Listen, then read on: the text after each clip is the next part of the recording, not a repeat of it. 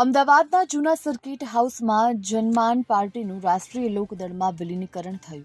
આ પ્રસંગે સ્વર્ગવાસીય ચરણસિંહ ચૌધરીની વિચારધારા અને રાષ્ટ્રીય અધ્યક્ષ જયંત ચૌધરીના માર્ગદર્શન હેઠળ ચલાવવામાં આવતી આ પાર્ટીને વધુ મજબૂત સંગઠિત બનાવવા માટે આ વિલીનીકરણ કરવામાં આવ્યું હતું.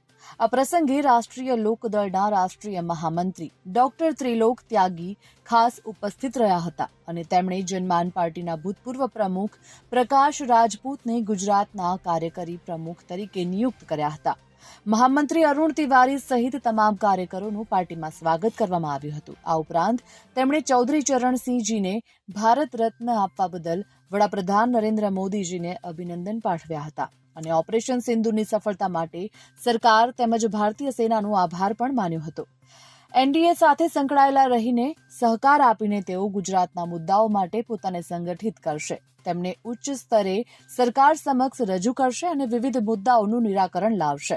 તે ઉપરાંત ગુજરાતમાં પક્ષ માટે કામ કરશે અને તેને વધુમાં વધુ મજબૂત બનાવશે. Bureau report, Gujarat fight news.